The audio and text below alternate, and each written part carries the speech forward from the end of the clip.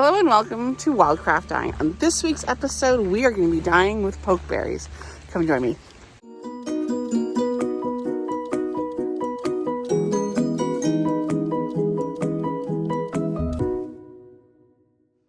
Pokeberry goes by many names, including poke salad or salad, American pokeweed, inkberry, dragonberries, and Phytolacca americana. It is an annual herbaceous plant which grows perennially and is native to Central, Eastern, and Southern North America. It has now become established in areas of Western North America, Europe, and Asia where it has been introduced and can be invasive. The plant grows 1 to 3 meters or 4 to 10 feet. The stems of the plant can be distinct red, pink, or purplish color. The simple alternating leaves are green with an extended petiole. The flowers which hang in clusters of green or white color, becoming a deep purplish to black berry. The berries and the plant are considered poisonous to mammals, but not to birds, and represent an important food source to many species, including cardinals, mockingbirds, brown thrashers, and more. The fresh shoots and other components have historically been used as traditional medicines and as food sources, but this requires specific processing, which I am terrified to even attempt to cover in this video. Note, death from pokeberry usually occurs through respiratory paralysis, so use and storage of pokeberries for dyeing should be carefully planned to avoid exposure to children or pets. While the vast majority of berries provide unstable dyes, also called stains, which fade quickly to gray, pokeberries are one of the few that will give you bright colors right out of the gate. Now, pokeberry dyeing is best for animal fibers like wool and can provide luminous, bright, unique fuchsias, reds, and oranges of moderate to low light fastness.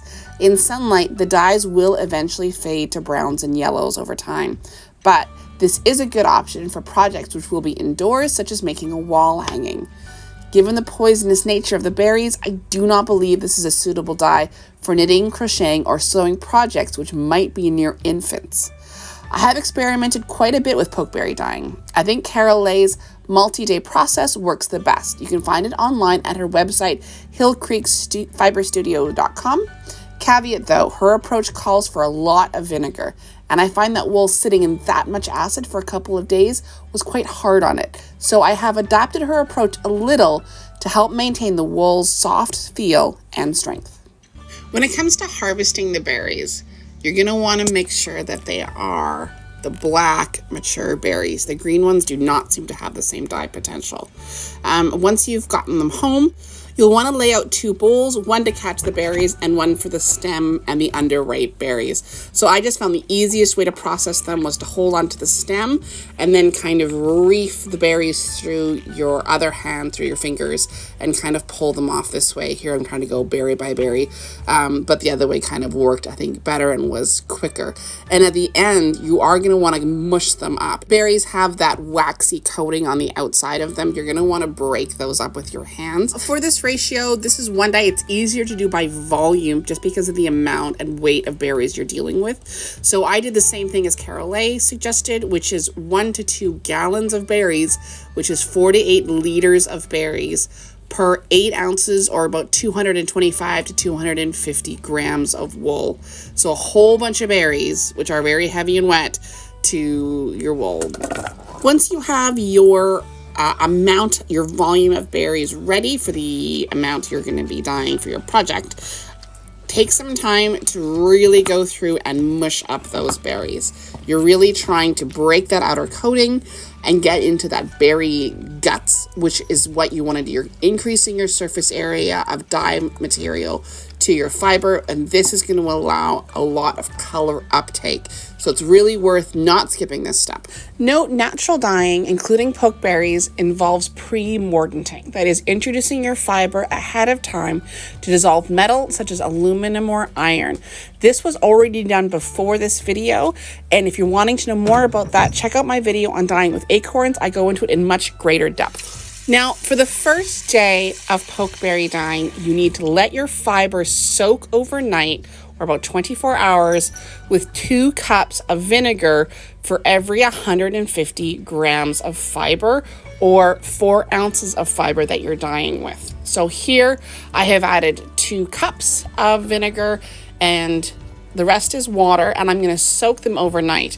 That vinegar, or this acetic acid, is going to allow or set the fibers ahead of time in order to better absorb color. Do not skip this step. Don't try to do everything on the same day. You will not get nearly the level of absorption of color that you need. So definitely let it soak overnight with those 2 cups of household vinegar. Now, once your fiber has had a chance to soak, you are going to put it on the stove and you are going to simmer it for about 2 hours. Simmering is up to a temperature of about 80 degrees Celsius or about 176 Fahrenheit. You don't want to boil wool because you can lose some of the luster and get it felting. So you're going to heat it for those 2 hours. You're going to turn it off and let it cool overnight. During the same period of time that you're soaking your fiber in vinegar, you're going to also be soaking your pokeberries in vinegar overnight. So these are 2 steps that you're going to do on your first day. Now, when I'm dyeing, I like to use these bags. These are paint bags. They filter out material.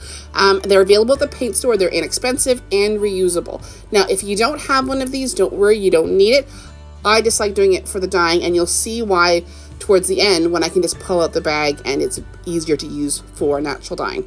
So you're going to add the pokeberries that you've measured out, and for every gallon of berries or 4 liters of berries, you're going to want, again, about 2 cups of household vinegar added to those berries. So I'm just kind of rinsing here to get every last drop of berries, and then I'm going to add some water, and then I will add those 2 cups.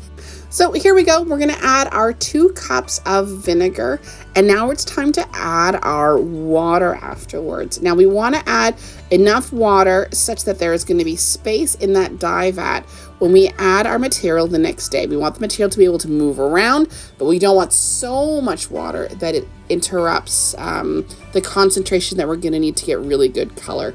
So in terms of this pot, I added it to about halfway full. Now I'm going to let them sit overnight.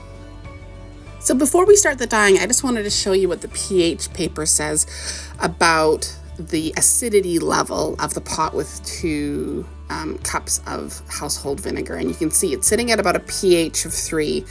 So that's very acidic. All right, now we're ready for day 2. We have our fiber that has been soaking overnight. And as you can see, I've just pushed the bag aside, and that's allowing our fiber to go right into the pot, but not introducing it to any of the seeds or berry matter that could gum it up. And as you can see, it turns pink right away. Now, if you want to maintain that pink color, all you need to do is not add heat. So what we're going to do instead, we're going to put the lid on. We're going to leave it overnight, but not add heat. And every once in a while, you want to just give it a little bit of a stir, making sure that you're getting a nice, even uptake of dye. If you just add it and let it sit, you're going to get spots where it's darker and where it's lighter. But overall, as you can see, this great pink. Now, I'm going to show you next what happens if you do add heat. And what it's going to do is push that color into the reds and into the oranges. But if you want to maintain this beautiful sort of unique fuchsia, this absolute luminous color that you can get with pokeberry. And then I'll show you the next step in just a second. So this is the color after another 24 hours. So this is actually day 3. And what I've done is given it a really good rinse at just room temperature water. There's never sort of heat involved in this color. And once I have given it a really good rinse, I've used some very light soap, like Woolite or a little bit of Dawn dish soap, something that doesn't have a lot of kick to it. And then just making sure that that water runs clear, just because this is a poisonous berry, so just you want to be a little bit careful about that. And then once you're happy with it, the water is running clear, you can let it out to dry, and this will be the final color. So the next question is, how do I get different colors from pokeberry? And that's the introduction of heat. Now, once you've heated this pot, it's going to change. You're not going to get this pink back again. So if you want the pink, don't add heat. If you want to experiment, here's how to do it. You're going to follow the same exact steps as before, but when your fiber is now added to your pot, what you're going to do is add heat. You're going to add, if you want an orange, you're going to go to a rolling boil. And now you can watch the color as you go. In this case, I went for a solid hour just to kind of see what it would get. And as you can see, that pink has now shifted very much into more of this coppery orange color. Now, as I said, once you have done this change, this chemical change, it's not going to go back. So this is kind of a one-way step. But if you're looking at getting different colors for a project, the addition of heat is a really fun way to do it. Now, as I said, this orange is achieved with an hour of boiling, and I'm going to show you how to get more of a red, which is by simmering.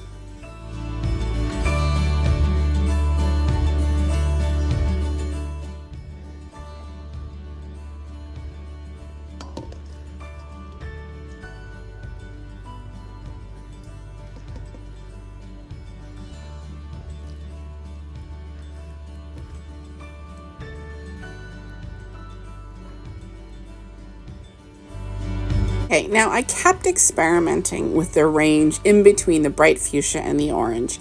And the truth is, if you keep it at about 60 degrees Celsius or 140 degrees Fahrenheit and just keep checking, your pink will shift into red and will keep shifting into orange. So really, it depends here on exactly the shade that you're looking for. I here kept it probably a little bit too long.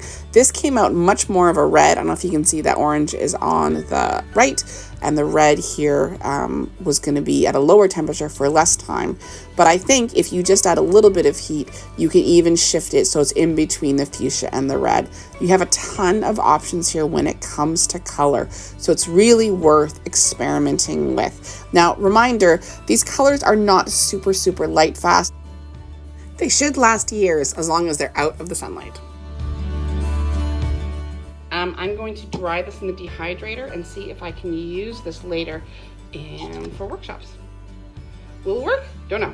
Let's give it a try. So I wanted to mess around with two options for storing the dye to use later. One was in the dehydrator, and I've got to be honest, I had to run the dehydrator twice to really get, there's a lot of moistures there in the berries. A way to maybe avoid this more would be to really mush up those berries and then have a layer of mush to dehydrate.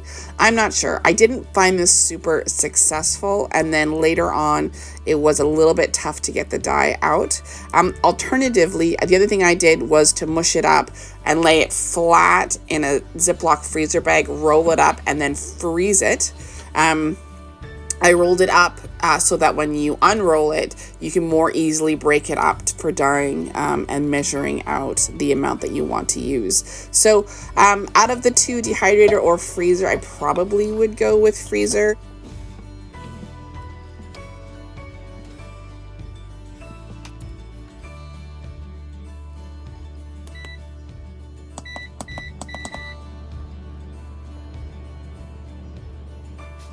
Is it for today. I hope you enjoyed this. Please like and subscribe if you want more videos on how to naturally dye with plants, mushrooms, and lichens.